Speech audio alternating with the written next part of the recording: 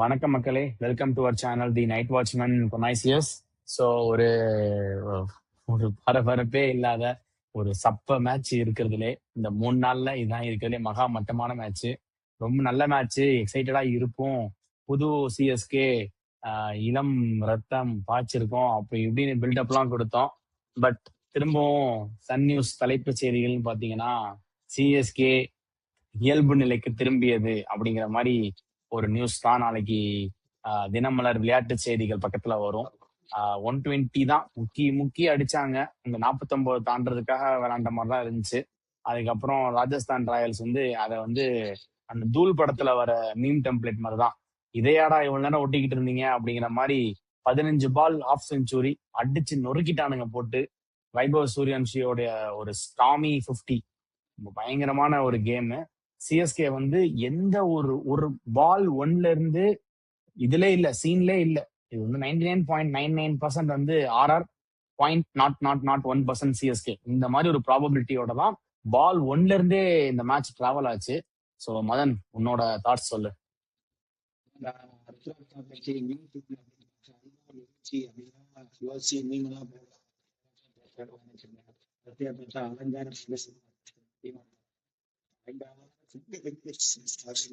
பேசிக்கா வந்து இது எக்ஸ்பெக்ட் என்ன, 2 பேரும் வந்து டாப் ஆர்டர்ல 2 பேரும் ஷைன் பண்ணி ஆகணுன்றது வந்து கட்டாயமா போச்சு.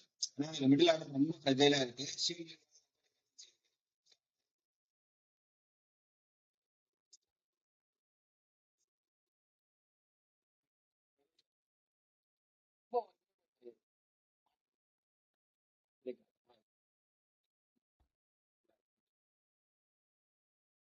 அதுதான் வந்து உங்களுக்கு ரொம்ப கேக்குறது. இந்த பிரெவிஸ் இல்லாத ஒரு ஃபேக்டர் இருக்கு. அது கொஞ்சம் கான்டிஷன் இருக்கு சொல்லலாம். பட் அந்த 2 பேர் தான் உங்களுக்கு மேஜரா ரன் அடிக்க போறாங்க. ஆயுஷ் வந்து டிபெண்ட் பண்ணி இருக்க முடியாது. அதனால 30 பால் ஆட முடியாது, 40 பால் ஆட முடியாது. ஒரு பொறுத்து ஒரு குயிக் ஃபயர் இன்னிங்ஸ் 12 பால் 34 இல்ல 10 பால் வந்து 32 அப்படிதான் ஆடுறப்போ நான் வந்து இவங்க 2 பேர் சாம்சன் வந்து ஒர்க் ஆகலாம். Maybe has Michael C Vijay மாதிரி இல்ல கான்டி இருக்க மாதிரி ஒர்க் ஆகலாம்னு பார்க்கலாம். மிடில் ஆர்ட்ஸ்ல உனக்கு வந்து ஸ்டெபிலைஸ் பண்ணது யாரு? அதனாலவே நான் வந்து என்ன அப்படின்னு தோணுது. அதனால அவங்க மாற்ற மாட்டாங்க. ஒரு 3-4 கேம் ரொம்ப தோத்தா மாட்டாங்க.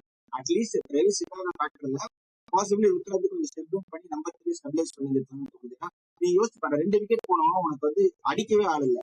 அண்ட் தூபேவும் வந்து கொஞ்சம் பொறுமையா ஆடிருக்கலாம். ஜட்டு போஸ்ட் மேட்ச் சொன்னாரு, கண்டிப்பா அவன் அப்படிதான் அடிப்பான்னு தெரியும், அதனாலதான் பொறியிச்சு போட்டுருந்த மாதிரி. ஸோ அந்த டாப்ல எழுதிட்டாங்க. So unfortunate. பட் நிறைய ஒரு மிஸ்டேக், என்ன மிஸ்டேக் தான் சொல்லலாம். டீம்ல இருக்க மொத்த டிபார்ட்மெண்ட்டும் மிஸ்டேக் தான், எல்லாத்தையும் பாயிண்ட் பண்ண முடியாது. பாசிபிளி ரொம்ப பாசிட்டிவா இருக்குன்னா டெஸ்டி மாதிரி கலந்துச்சுன்னு சொல்லலாம். பட் ரொம்ப நிறைய திங்ஸ் வந்து கரெக்ட் பண்ணிட்டு இருக்கு. நமக்கு டைமும் கிடையாது, பேக்கப் ரிசோர்ஸும் கிடையாது.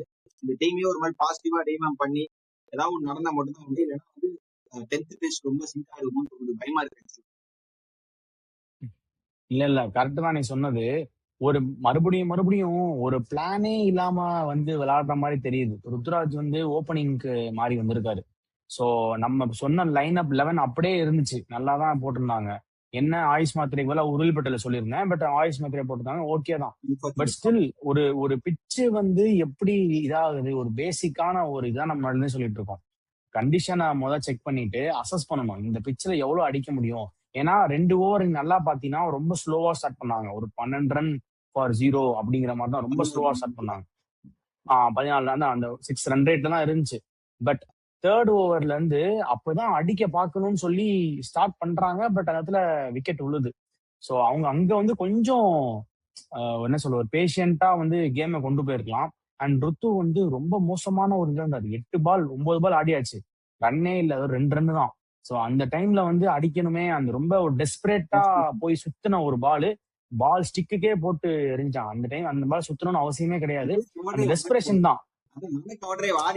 இல்லடா, கவர் டிரைவ் ஆடினாரு, ஆனா அது கைக்கு போயிருச்சு. அவசரப்படக்கூடாது, பேஷன்ஸோட கொஞ்சம் ஆடி கொண்டு போயிருக்கணும். அந்த டைம் இன்னும் கூட இருக்கிறவங்க ஆடணும். பட் ஆனா இது திரும்ப சர்ஃப்ராஸ் கான் அப்புறம் அவர் எதுக்கு வெளியே உட்கார வச்சாங்கன்னு தெரியல. ஸோ பிரசாந்த் வீடு உள்ள ஆடி இருக்க வேண்டிய ஒரு பிளேயரு, அவரை வெளியே உட்கார வச்சிருக்காங்க. And Karthik Sharma. So middle order வந்து ரொம்ப இன்எக்ஸ்பீரியன்ஸா தான் தெரியுது. ஏன்னா நம்ம இதை வந்து நம்ம கவர் பண்ணவே இல்லை. யாராவது ஒரு ஆள் டாப் ஆர்டர்ல 2 பேர் 3 பேர் அடிச்சா மட்டும்தான் நம்ம வந்து த்ரூ ஆகுங்கிற மாதிரி சொல்லிட்டு இருந்தோம். ஸோ இப்போ அந்த மிடில் ஆர்டர் வந்து கொஞ்சம் வீக்கா இருக்கிற மாதிரி தான் ஃபீல் ஆகுது. இவங்க என்ன பண்ணணும்? ம், தூபே இதோட தான் இன்னொரு அதான் இல்லடா, இப்போ தூபே மட்டும் எனக்கு இது வந்து ஒரு ஆளை மட்டும் குறை சொல்லி இது இல்லை. அவன் வந்து டேக் டவுன் பண்ணணும் பார்த்துருக்கான். அது வந்து மேபி படாம லாங் ஆன்ல வந்து லாங் ஆஃப்ல கேட்ச் ஆயிடுச்சு. ஸோ அது ஒன்றும் அதை விட இவங்க வந்து என்ன சொல்றது, ஒரு ஒரு ஒரு ஒரு ஒரு இன்னிங்ஸ்ல இருந்து ஒரு பெயில் அவுட் பண்ணவே முடியல. ஏன்னா இதே மாதிரி தான் சவுத் ஆப்பிரிக்காவும் 30-3ன்னு இந்தியா கூட ஆடிட்டு இருந்தாங்க. பட் அங்க இருந்து ஒரு 2 பேர் வந்து பெயில் அவுட் பண்ணாங்க பாத்தியா, டேவிட் மில்லர், பிரவிஸ். அந்த மாதிரி ஒரு எக்ஸ்பீரியன்ஸ்டா ஒரு பெயில் அவுட் பண்ணி வெளியில வரணும். அப்படி அந்த பெயில் அவுட் பண்ணக்கூடிய ஒரு பிளேயரே இல்ல. அதுதான் நம்ம அந்த இடத்துல ஒரு பிளேயரை நான் மிஸ் பண்றேன்.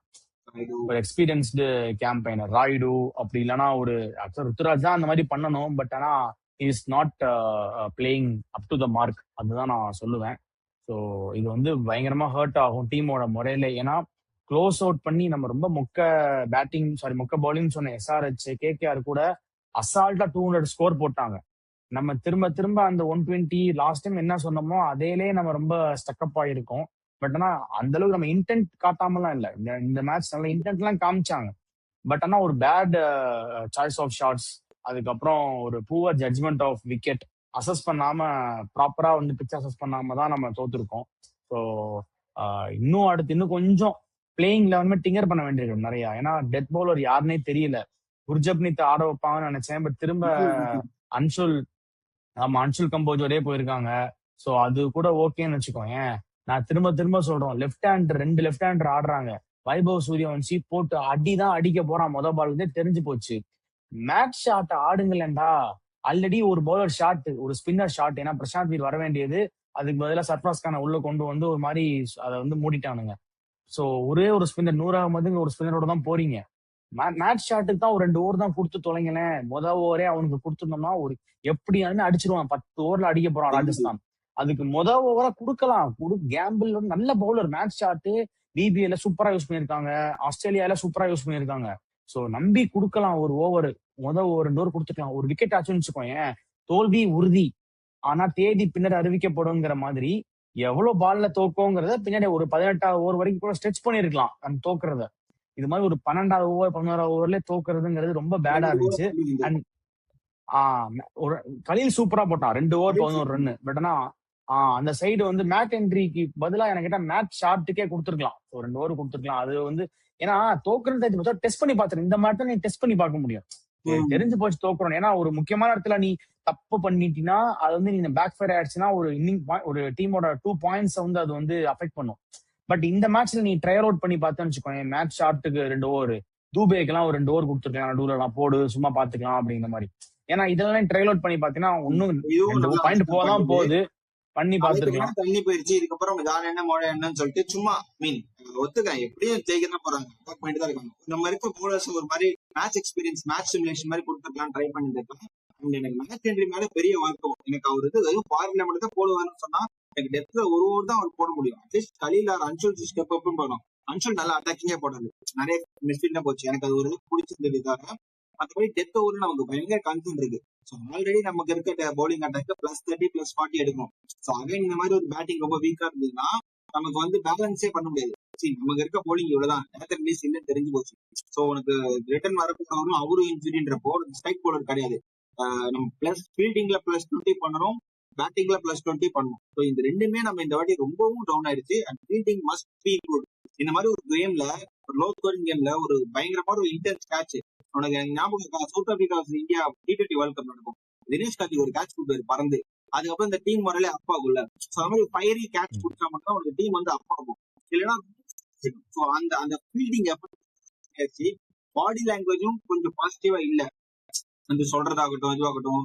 அண்ட் யங்ஸ்டர்ஸும் பேனிக் ஆயிட்டாங்க. ரொம்ப கேம் ரொம்ப அடிக்கானா பாசிபிளி கேம்ல நிறைய கோல்ஸ் இருக்கிறதுனால பாசிபிளி அப் பண்ணலாம். ஏன்னா இதெல்லாம் நமக்கு போன வாட்டிலாம் தெரியல. கேம் ஏதோ ஜெயிச்சிட்டோம், அங்கங்க கொஞ்சம் கிட்ட வந்து போதும். பட் இப்படி கேம் இப்படி அடி வாங்குறதுல அவங்களுக்கு தெரிஞ்சிருக்கும். ஓகே நம்ம வந்து ஏதோ ஒரு தப்பான டெம்ப்ளேட்ல போறோம், இதை அப்படியே ரிவர்ஸ் பண்ணி வேற மாதிரி பண்ணுன்னு சொல்லிட்டு luckily next game home game. இப்போ ஹோம் பிச்சஸ்னா சிஎஸ்பிக்கு ஏற்ற மாதிரி ரெடி பண்ணிருக்காரு சொல்றாங்க.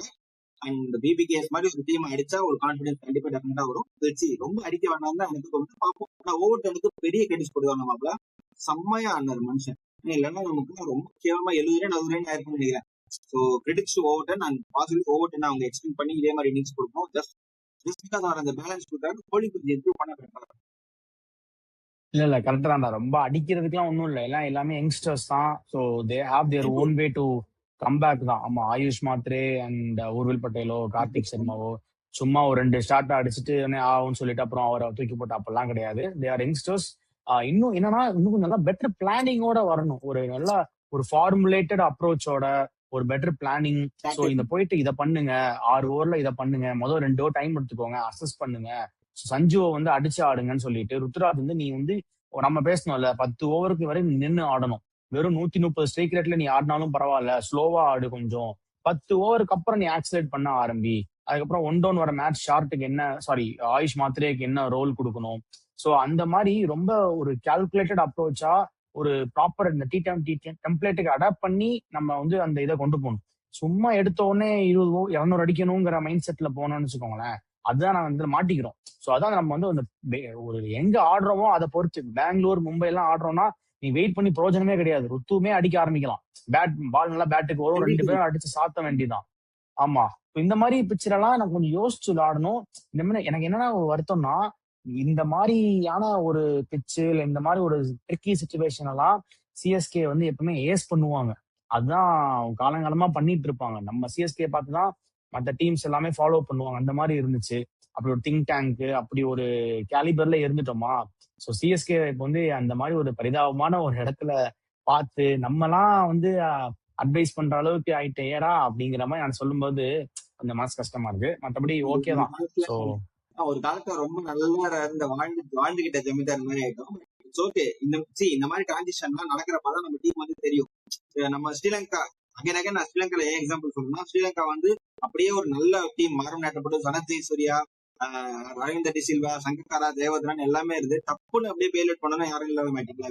இந்த டீம் வந்து இப்ப ப்ராப்பர் ஆகுது. Along with Ruturaj Gaikwad, Sandhu Samson, சிவம் துபே, இவங்க 3 பேர் அது யங்ஸ்டர்ஸ் ரொட்டேட் ஆகும். ஸோ இவங்களையும் வந்து நம்ம ஒரு கேம் ரெட்டிங்கம்ல தூக்கிட்டோம்னா அவங்களுக்கான கான்பிடன்ஸ் ரொம்ப கம்மியாயிடும். இப்போ கொடுக்கறது கொடுத்தோம். இந்த சீசனே நம்ம ட்ரையல் அவுட் பண்ணல. ஓகே, நமக்கு தேவை இந்த லெகசியை கேரி பண்ணி அடுத்த அந்த லெகசி வந்து அப்படியே டவுன் ஆகாம அது அப்பா வரும். ஸோ ஸ்கில் இருக்கா, கண்டிப்பா இருக்கு. ஸ்கில் இருந்தா பார்க்கும் எவனும் 16 கொடுத்துருக்கவே மாட்டான்.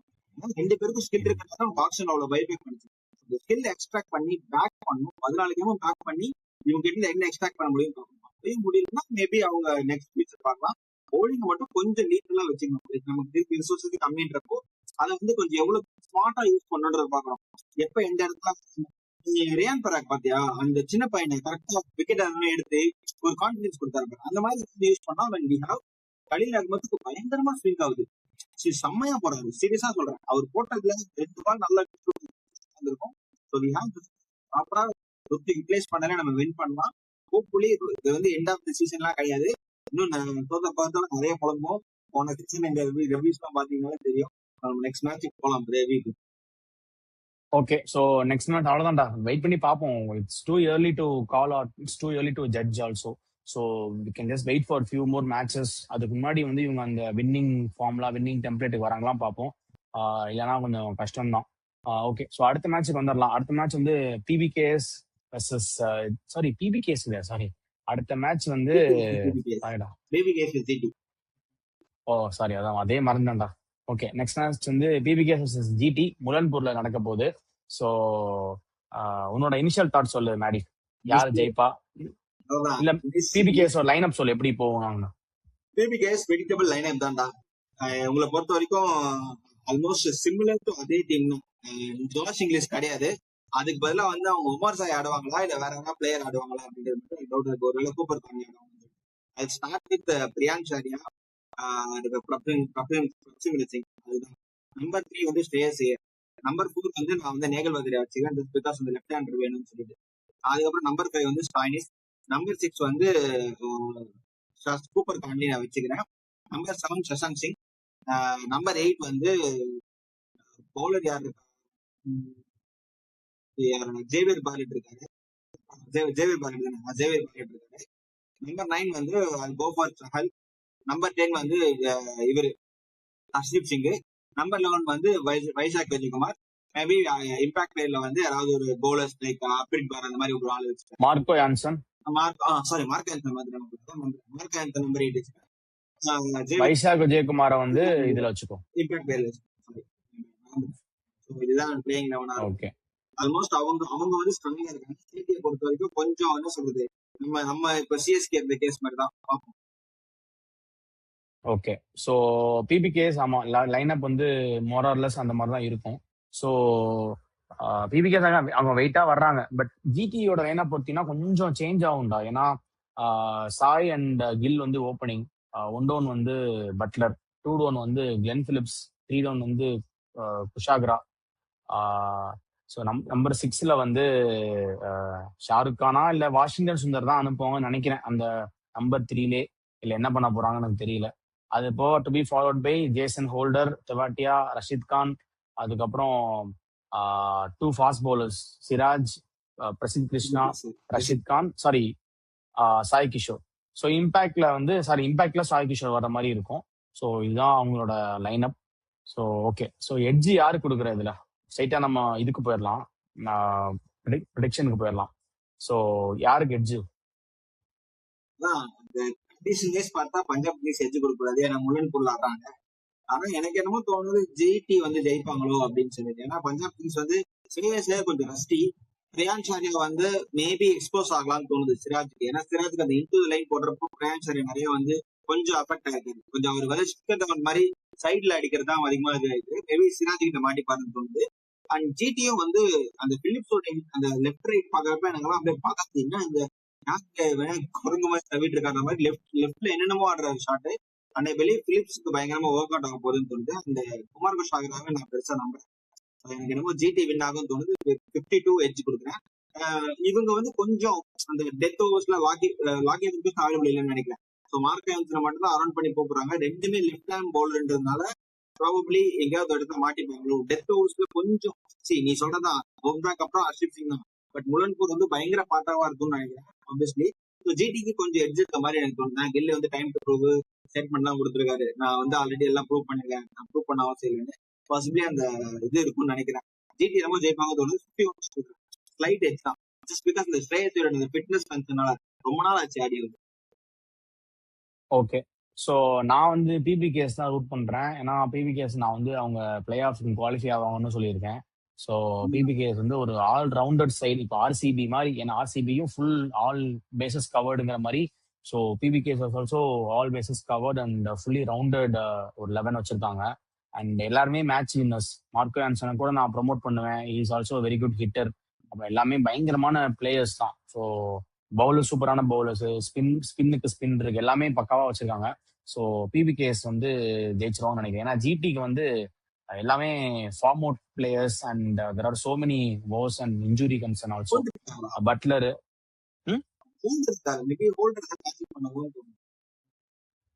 ஹோல்டர் தான். நான் ஹோல்டர் சொல்றேன், அவங்க ரபடாவை தான் ஆடுவாங்க பாரு.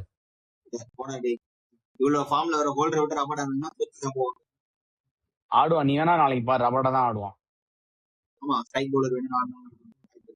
ஸ்ட்ரைக் பவுலர் வேணும், டெத்துல போடணும், டெத்துல ரபடா மட்டும் அப்படியே போட்டுருவாரு அப்படின்னு சொல்லிட்டு ஆடுவாங்க.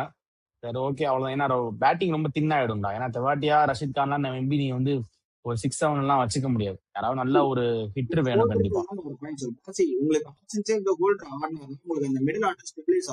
நீ ரஷித் கானை வச்சுக்கலாம், பிலிப்ஸ் வச்சுக்கலாம், பட்டர் வச்சுக்கலாம். இந்த 3 பேர் தூக்க முடியாது. சோ பிலிப்ஸ் மேல கை வைக்க முடியாது. ஏன்னா உனக்கு எஸ்பெஷலி அவர் ஆப்ஷன் பாக்ஸ் கொடுக்குறன்றப்போ நீ வந்து ஹோல்டர் யூஸ் பண்ணலாம். உனக்கு அசோக் சர்மா, சிராஜ் மாதிரி கிருஷ்ணா மாதிரி ட்ரஸ்ட் பண்ணி, இந்தியன் போலிங் ட்ரஸ்ட் பண்ணி உனக்கு ஸ்பின்னர் ரஷித் கான் பாசிபிளி நீ வந்து இவங்களை யூஸ் பண்ண, சாய் கேசவன் யூஸ் பண்ணிக்கலாம். ஸோ உனக்கு எக்ஸ்ட்ரா ஆப்ஷன்ஸும் கிடைக்குன்றப்ப Glenn Phillips 6th or 7th bowling option use பண்ணிக்கலாம். ஸோ அவங்க ஒரு கேம்பிள் எடுத்தா மட்டும் தான் வின் பண்ண முடியும். இல்லைன்னா எனக்கு வந்து ஸ்ட்ரைக் போலர் வேணும் போயிட்டு அவங்க ரபாடா ஈஸியா அடிச்சாங்கன்னா அவங்களுக்கு அவ்வளவுதான். இருக்கிறதும் கோச்சிங் நல்லா. அதான் நானா இருந்தா கண்டிப்பா ஹோல்டர் தான் ஆடுவேன். பட் ஆனா இவங்க வந்து என்ன பண்றாங்கன்னு தெரியல. ரபரா தான் ஆடுவாங்கன்னு நினைக்கிறேன். So let's wait and watch. அதே மாதிரி கிளென் பிலிப்ஸ் மேல எக்கச்சக்க ஹோப்ஸ் இருக்கு. நான் கிளென் பிலிப்ஸ் வந்து ஒரு மாதிரி 15வது ஓவர் அவரை லான்ச் பண்ணுவேன் கண்டிப்பா. 15வது ஓவர் வரைக்கும் நீங்க வந்து மாத்தி மாத்தி 3 பேர் நீங்களே அடிக்கோங்க. பட்லரு, சாய் சுதர்சன், கில், நீங்க ஒரு 180 ஸ்ட்ரைக் ரேட்லயே ஆடுங்க, இல்ல 160 ஸ்ட்ரைக் ரேட்லயே ஆடுங்கிற மாதிரி சொல்லிடுறேன். 10வது ஓவருக்கு மேல அடிக்க ஆரம்பிங்க. 15வது ஓவர் வரைக்கும் எவ்வளவு ரன் வருதோ வாங்கன்னு சொல்லிடுறேன்.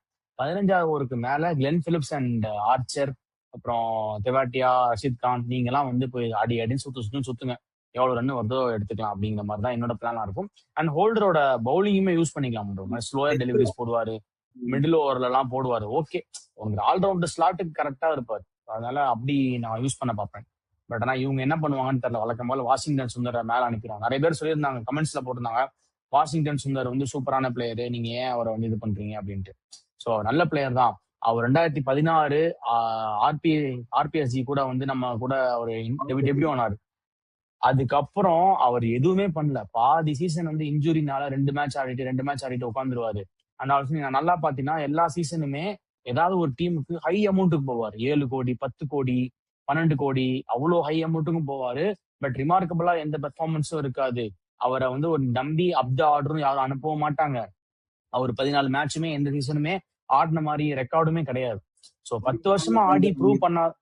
ஆமா, 10 வருஷமா ஒருத்தர் வந்து ப்ரூவ் பண்ண முடியாதவரு திடீர்னு நான் இந்த மாதிரி ஒரு இடத்துல வந்து நம்பர் 4 முக்கியமான இடத்துல நான் வந்து ஒரு கோச்சோ இல்ல ஒரு பிரான்சைசி மேனேஜ்மெண்ட்ல இருந்தாலுமே நான் வந்து இது பண்ண மாட்டேன். அது குஷாகராவே நான் ட்ரை பண்ணுவேன். ஒரு ப்ராப்பரான ஒரு பேட்டராவே நான் வந்து கரண்ட் பூஸ்ட்ல உள்ள ஒரு பிளேயரை வந்து நான் யூஸ் பண்ண ட்ரை பண்ணுவேன். ஸோ அதுதான் என்னோட பிலீஃப்.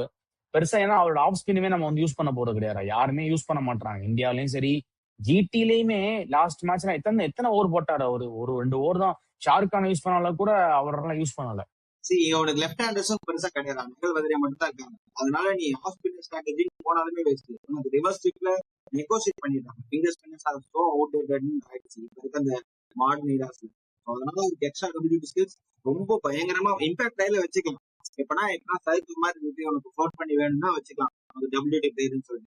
அந்த மாதிரி வச்சு பண்ணாங்க தவிர மற்றபடி பிளேயிங் லெவல்ல என்னைக்கு வாஷிங்டன் சுந்தருக்கு ஸ்லாட் இருக்கு, நல்ல பிளேயர் தான், ஸ்கில் தான். பட் அந்த இடத்துக்கு இந்தியன் பிளேயர் இருக்கப்போ உனக்கு வந்து இமீடியட்டா பிளேயிங் லெவன் எங்க ஆடணும் இருக்கும். பட் இங்க ஸ்லாட் இல்லாதனால நம்பர் 8ல பினிஷ் பண்ண முடியாது.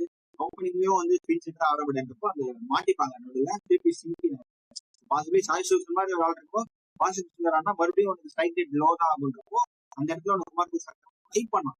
நெக்ஸ்ட் பேஸ் ஆஃப் யங்ஸ்டர்ஸ் வரட்டுமே, அவர் இருக்க ஃபார்மை எக்ஸ்டெண்ட் பண்ண வேண்டியது தான் நம்மளோட. சூப்பர்ரா. ஓகே, ஸோ நான் வந்து விபிஎஸ்க்கு ரூட் பண்றேன், மதன் வந்து ஜிடிக்கு ரூட் பண்றான். லெட்ஸ் சி நாளைக்கு கண்டிப்பா முலன்பூர்னால ஹை ஸ்கோரிங் தான். பயங்கரமான நீங்க எதிர்பார்க்கிற வான வேடிக்கை எல்லாமே கண்டிப்பா இருக்கும். So let's hope for like ஒரு பயங்கர த்ரில்லர் மேட்சா இருக்கணும்னு நான் விஷ் பண்றேன். லைக் ஓகே, ஸோ இதோட நம்ம இந்த வீடியோவை முடிச்சுக்கலாம் மக்களே. சிஎஸ்கே ஃபேன்ஸ் வருத்தப்படாதீங்க. It's like a hard day for all of us. But let's hope அந்த டீம் வந்து ஸ்ட்ராட்டஜிக்கா இன்னும் ஆமா நல்ல ஸ்ட்ராட்டஜிக்கா பிளான் பண்ணி நல்லபடியா பிளே ஆஃப்க்கு வருவாங்க. தட்டி தூக்குறோம். கான்பிடென்டா இருங்க. இந்த 6வது கப் நமக்கு தான். இதோட இந்த வீடியோ முடிச்சுக்கலாம். பாய்.